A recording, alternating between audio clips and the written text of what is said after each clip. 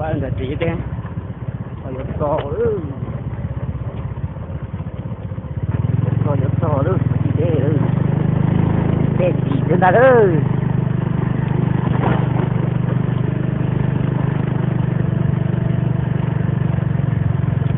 thế lỗi là cái tổn đó tổn mong đó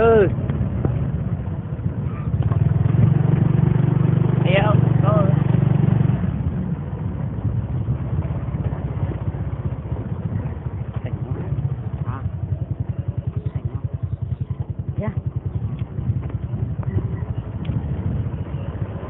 con cả đó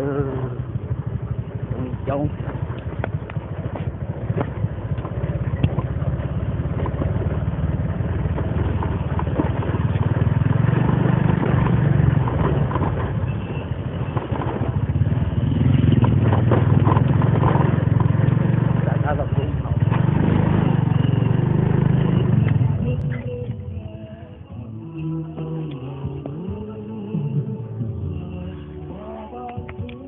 chúng nó giờ tìm mua kính chờ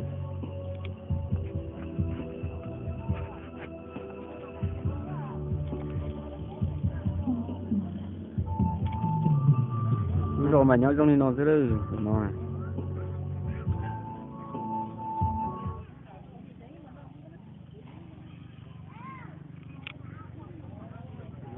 nó đây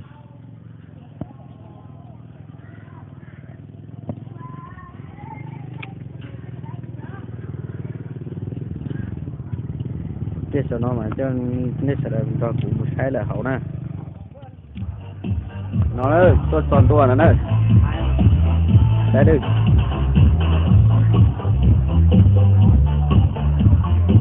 mua gì nó điện ơi đây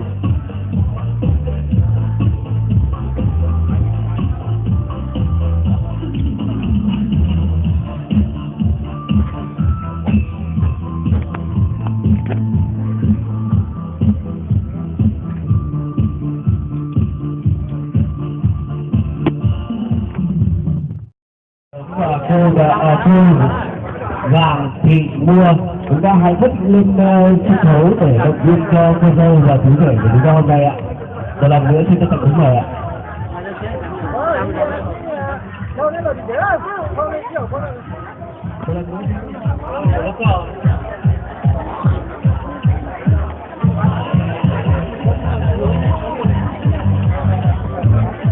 mình chống bảo đi nó đĩa nó là vui của chúng ta đã đến đây là kết thúc cái cuộc gặp gỡ giữa các quan và cha mẹ. Sau đây xin mời hai bác chúng ta cô dâu chú rể nói lại tại sân khấu ạ. Tôi đếm từ 1 đến 3 nhé, chúng cô dâu chú rể hôn nhau trong vòng 5 giây, tôi sẽ đến trải dây hôn nhau nhé. Nào 1, 2, 3 bắt đầu. 1, 2, 3, 4, 5. Ai có thể là không thực hiện đấy ạ. Thế được rồi, mình rất cảm ơn.